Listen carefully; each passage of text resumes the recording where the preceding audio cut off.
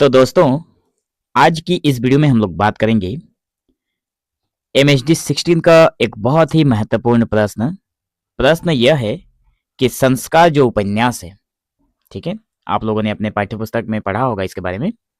अगर नहीं भी पढ़ा है तो मैं इतने अच्छे तरीके से आप लोगों को समझाऊंगा कि कुछ भी देखने की जरूरत नहीं पड़ेगी। तो देखिए, संस्कार उपन्यास के महत्व और प्रासंगिकता का उदाहरण सहित विवेचन कीजिए। ये प्रश्न जून 2025 के एग्जाम में आया हुआ था और आने वाले एग्जाम के दृष्टिकोण से भी बहुत इंपॉर्टेंट है। संस्कार उपन्यास में क्या हुआ है ये जानना आप लोगों के लिए बहुत जरूरी है। तो संस्कार उपन्यास में क्या हुआ है इसका सारांश जानने के लिए आप लोग चैनल के प्लेलिस्ट में जाइए और वहां पे वीडियो आप लोगों को मिल जाएगा कि संस्कार उपन्यास का सारांश लिखकर एक वीडियो अपलोडेड किया गया है। जब आप लोग उसे देखेंगे तो सारी चीजें एकदम क्लियर कट और बहुत ही अच्छे तरीके से समझ में आ जाएगी। बहुत ही आसान भाषा में समझाया हुआ है, ठीक है। तो बढ़ते हैं इस वीडियो में आगे और देखते हैं कि इस उपन्यास का जो महत्व है और उसकी क्या प्रासंगिकता है उसके बारे में उदाहरण सहित इसको देखेंगे, ठीक है। तो सबसे पहले हम लोग भूमिका लिखते हैं हर एक आंसर में, ठीक है। तो आंसर भूमिका में हम लोग क्या लिखेंगे कि यू आर अनंत मूर्ति द्वारा रचित जो संस्कार उपन्यास है वो भारतीय साहित्य का एक अनमोल रत्न है। मतलब इसके लेखक हैं यू आर अनंत मूर्ति, ठीक है। तो इनके द्वारा रचित जो ये उपन्यास है भारतीय हमारे साहित्य का एक बहुत ही अनमोल रत्न है। और यह उपन्यास कर्नाटक के एक अग्रहार मतलब ब्राह्मणों की बस्ती वाला गांव है, ठीक है। तो ब्राह्मणों की बस्ती में नरणप्पा नाम के एक विद्रोही व्यक्ति की मृत्यु से शुरू होती है। उपन्यास एक व्यक्ति की मृत्यु से शुरू होती है जिसका नाम होता है नरणप्पा, ठीक है। इस एक घटना के माध्यम से लेखक ने समाज की सड़ी गली परंपराओं और मनुष्य के मन के भीतर चलने वाले द्वंद्व को बड़ी ही खूबसूरती से दिखाया है, ठीक है। तो मैं आशा करता हूं आप लोगों को इतना समझ में आ गया होगा। अब हम लोग देखते हैं उपन्यास का क्या महत्व है। सबसे पहले हम लोग देखेंगे पाखंड का पर्दाफाश। उदाहरण के तौर पर उदाहरण सहित मैंने कहा था, तो उदाहरण आप लोगों को इसी में मिल जाएगा। यहाँ पे आप लोग उदाहरण ध्यान से देखेंगे तो इस लाइन के बीच ही उदाहरण लिखा हुआ है और इसमें क्या लिखा है, यहाँ पर ब्राह्मणों का झगड़ा होता है। उदाहरण स्वरूप इसमें ब्राह्मणों का झगड़ा होता है। तो पाखंड का क्या होता है इसमें, इस उपन्यास का महत्व की दृष्टि से पाखंड का क्या होता है, पर्दाफाश होता है, ठीक है। देखिए ब्राह्मणों का कैसे झगड़ा होता है। इस उपन्यास का सबसे बड़ा महत्व यह है कि यह धार्मिक लोगों के पाखंड को उजागर करता है। मतलब धार्मिक लोगों का जो पाखंड है, जो दिखावा है, उसको उजागर करता है। एक ब्राह्मण जो है नरनप्पा, इस नरनप्पा जो मरा हुआ है, तो ब्राह्मण नरनप्पा के शव को छूने से कतराते हैं। जो ब्राह्मण है बाकी गांव के, वो इस व्यक्ति के, इस ब्राह्मण के, ये भी ब्राह्मण है तो इसके मतलब शरीर को, मरे हुए शरीर को छूने से कतराते हैं क्योंकि वे अपवित्र होने से डरते हैं। बाकी जो ब्राह्मण जीवित हैं वो इसके लाश को छूना नहीं चाहते हैं क्योंकि सोचते हैं कि अगर उसको छुएंगे तो हम लोग भी अपवित्र हो जाएंगे।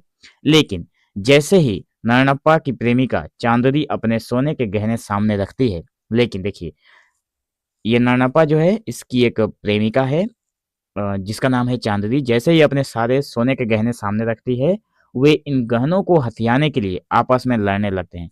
तो आप लोगों के मन में सवाल उठेगा कि वो चांदनी जो है अपने सोने के गहने सामने क्यों रखती है ब्राह्मणों के। तो इसका जवाब मैं आप लोगों को बता देता हूँ कि इस व्यक्ति का, नरनप्पा का श्राद्ध कोई सॉरी श्राद्ध नहीं, इसके शव को कोई दफनाना नहीं चाहता है, कोई छूना ही नहीं चाहता है। तो इसकी जो प्रेमिका है वो अपने सारे गहने देती है कि ये सारा गहना ले लीजिए लेकिन इसके शव को आप लोग मिलकर दफना दीजिए, ठीक है। इसलिए वो गहना देती है। वे उन गहनों को हथियाने के लिए आपस में लड़ने लगते हैं, बाकी सारे ब्राह्मण आपस में लड़ने लगते हैं। यह दिखाता है कि उनका धर्म केवल ऊपरी है। वे लोग जो दिखा रहे थे कि उसके शरीर को छूने से वे लोग अछूत हो जाएंगे, तो ये केवल दिखावा है, उनका धर्म केवल ऊपरी है, असली लगाव तो इनके धन से है, ठीक है। दूसरा नंबर क्या है, शास्त्र बनाम मानवता। देखिए इसमें उदाहरण क्या है, प्राणेशाचार्य की दुविधा। प्राणेशाचार्य कौन है, देखिए महत्व इसमें प्राणेशाचार्य एक बहुत ही विद्वान व्यक्ति का मतलब विद्वान व्यक्ति के तौर पर इसमें पात्र के तौर पर है, ठीक है। महत्वपूर्ण इसका बात यह है कि उपन्यास पात्रों के रटने को बेकार साबित करता है। यदि उसमें मानवता ना हो, मतलब उपन्यास कहता है कि अगर किसी व्यक्ति में मानवता नहीं है तो रटी हुई किसी चीज को सीख कर या पढ़कर उसका कोई लाभ नहीं होने वाला। गांव के सबसे ज्ञानी व्यक्ति प्राणेशाचार्य शास्त्रों में समाधान ढूंढते रह जाते हैं, मतलब उसका समाधान ढूंढते रह जाते हैं कि उस नानप्पा जैसे ब्राह्मण तो है लेकिन नीच कुल के साथ मांसाहारी भोजन करता था, शराब पीता था, तो इसके कारण उसके किसी भी ब्राह्मण उसका शव उठाते नहीं है। तो जो प्राणेशाचार्य हैं वो इसका समाधान ढूंढ रहे हैं शास्त्र में। तो गांव के सबसे ज्ञानी प्राणेशाचार्य शास्त्रों में समाधान ढूंढते रह जाते हैं, लेकिन उन्हें उत्तर नहीं मिलता। यह दिखाता है कि जीवन की वास्तविक समस्याओं का हल पुरानी किताबों में नहीं है बल्कि इंसानियत में होता है। मतलब अगर वहां पे इंसानियत दिखाया जाता तो उस व्यक्ति के शव को उठाकर लोग दफना देते हैं, ठीक है। लेकिन ये लोग शास्त्र खोल कर बैठे हैं कि इसका क्या हल निकलेगा, शास्त्र में कहीं लिखा होगा, ठीक है। आगे बढ़ते हैं। 3 नंबर का है प्रतीकात्मक चित्रण। इसका सबसे बड़ा महत्व है प्रतीकात्मक चित्रण, ये भी है। देखिए उदाहरण क्या है, सड़ता हुआ शव, मतलब जो शव है, जो मरा हुआ शरीर है वो सड़ रहा है घर में। तो उपन्यास में नारायणप्पा का सड़ता हुआ शव केवल एक लाश नहीं है। उपन्यास में केवल इसको लाश के तौर पर दिखाना संभव अच्छा नहीं है, इसमें इसके पीछे और कुछ है देखिए, बल्कि वह उन पुरानी जड़ परंपराओं का प्रतीक है जो समाज में बदबू फैला रही है। मतलब लाश के प्रतीकात्मक के रूप में यहाँ पे रखा गया है और बताया गया है कि समाज में वो पुरानी जो नियम है, जो पुरानी परंपराएं चली आ रही हैं, वो भी समाज में बदबू फैला रही है इसी लाश की तरह। तो जब तक उस शव का संस्कार नहीं होता पूरा गांव भूखा रहता है। मतलब यहाँ पे एक ही बात है कि जब तक उस शव का अंतिम संस्कार नहीं होगा तब तक पूरा गांव खाना नहीं खाए। मतलब जब तक उस यहाँ पे जो लेखक है वो संदेश देते हैं कि जब तक हम पुरानी बेकार सोच को, अपने बेकार और पुरानी सोच को नहीं छोड़ेंगे तब तक समाज का कल्याण नहीं होगा, ठीक है। चौथा नंबर है स्त्री पात्र की उदारता। ये भी एक महत्वपूर्ण बात है यहाँ पे। तो इस उपन्यास का एक महत्व ये भी है जिसमें उदाहरण है कि चांदनी का व्यवहार। देखिए चांदनी एक निम्न वर्ग जाति की लड़की है, लेकिन फिर भी उसका व्यवहार कैसा है वो देखिए। चांदनी जिसे समाज उल्टा या नीच मानता है वो उपन्यास के पंडितों से कहीं ज्यादा पवित्र दिखाई गई है। इस उपन्यास में वो उसे उल्टा या नीच मानता है समाज, लेकिन वो इस उपन्यास के जो ब्राह्मण हैं उनसे तो अच्छी ही है, ठीक है। वह अपनी पूरी संपत्ति देने को तैयार है ताकि उसके प्रेमी का अंतिम संस्कार हो सके। देखिए संस्कार चैप्टर का नाम उपन्यास का नाम भी इसलिए रखा गया है क्योंकि उसके प्रेमी जो है नारायणप्पा, उसका अंतिम संस्कार कौन करेगा, इसलिए इसका नाम रखा गया है संस्कार, ठीक है। ताकि उसके ये अपनी पूरी संपत्ति देने को तैयार है ताकि उसका जो प्रेमी है उसका अंतिम संस्कार हो सके। तो यह उपन्यास जो है वो स्थापित करता है कि संस्कार और चरित्र का संबंध जाति से नहीं होता बल्कि दिल से होता है, ठीक है। आगे बढ़ते हैं। 5वें नंबर में स्वयं की खोज। उदाहरण के तौर पर क्या रखा गया है, प्राणेशाचार्य का परिवर्तन। यहाँ पे उपन्यास को जब आप पढ़ेंगे या फिर मेरे बनाए हुए वीडियो जब आप लोग देखेंगे सारांश वाला, तो आप लोगों को सारी चीजें क्लियर हो जाएंगी कि प्राणेशाचार्य का मन कैसे परिवर्तन होता है।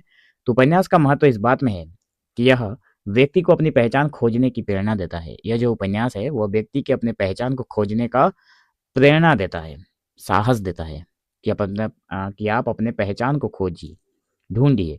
प्राणेशाचार्य जो पहले सिर्फ आचार्य की उपाधि के पीछे जी रहे थे, अंत में एक साधारण और सच्चे मनुष्य के रूप में उभरते हैं। लास्ट में ये एक अच्छे व्यक्ति की तरह उभर कर समाज में आते हैं।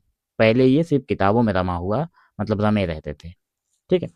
अब हम लोग देखेंगे कि उपन्यास की प्रासंगिकता क्या है, जो कि आज के संदर्भ में देखेंगे। कई बार एग्जाम में पूछ भी सकता है कि आज के संदर्भ में इस उपन्यास के क्या प्रासंगिकता है वो बताइए, तब भी ये आंसर करेक्ट होगा।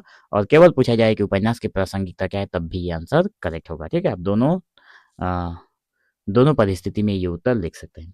तो देखिए उपन्यास की जो प्रासंगिकता है वो कि आज के संदर्भ में, या फिर जो प्रासंगिकता है उसका पहला नंबर बिंदु क्या है, जातिवाद की समस्या। आज भी हमारे समाज में ऊंची जाति और नीची जाति का भेदभाव खत्म नहीं हुआ है। आज का जो हमारा समाज है, इतनी पुरानी ये संस्कार जो उपन्यास है वो लिखी गई है, लेकिन फिर भी आज भी हमारे समाज में ये उच्च जाति और नीची जाति का जो भेदभाव है वो खत्म नहीं हुआ है।